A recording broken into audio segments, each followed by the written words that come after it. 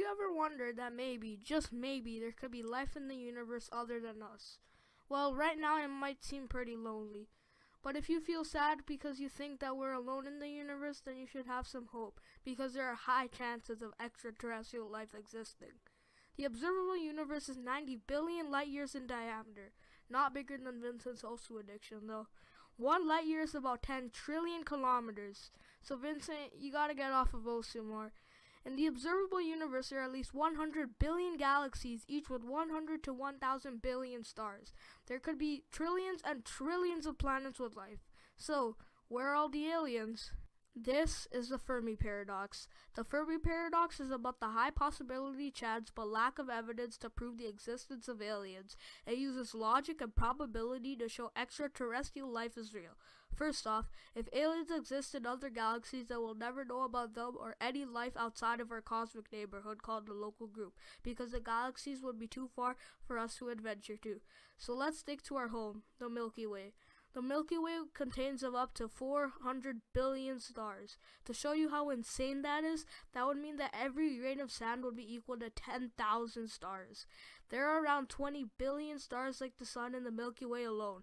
1/5 of those stars have an Earth-sized planet in the habitable zone. If only 0.1% of those planets hosted life, then there would be 1 million planets with life on them. The universe is older than the dam, around 13 billion years old to be precise. When it was young, the universe might have been too hostile for life to start, but after the first 1 to 2 billion years, things cooled down and habitable planets could have been created. The Earth is only 4 billion years old, so there have been billions of years for life to form. But if life did form billions of years ago, then what might it look like? Well, there are 3 types of civilizations that we could classify and put other civilizations in. A Type 1 civilization will be able to access all the energy sources on their home planet. For example, us humans have been able to find and access energy sources like hydropower, wind, and fossil fuels. We are a 0.73 type civilization, and we're projected to hit Type 1 in a couple hundred years. A Type 2 civilization will be able to access and use all the energy of their home star.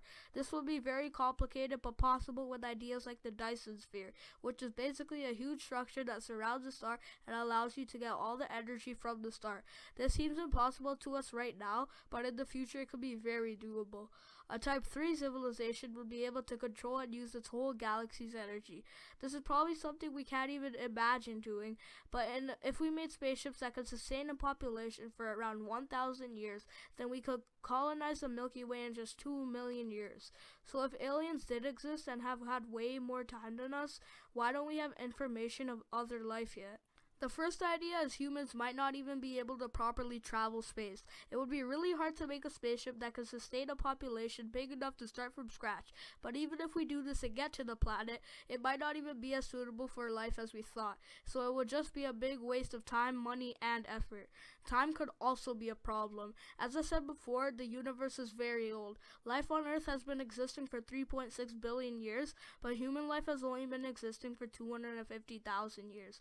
We've only had technology to communicate over long distances for 100 years, meaning we could have missed the existence of aliens. 99% of all life that has existed on Earth has died out, so that might happen to us soon. It might happen to every civilization after a certain amount of time.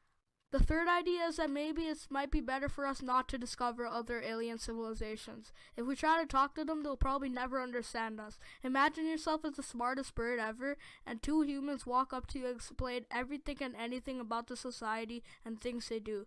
No matter how smart of a bird you are, or how hard the humans try to explain to you, you'll never understand anything they say. All the bird knows is that it just needs a forest to live and find food and water to survive.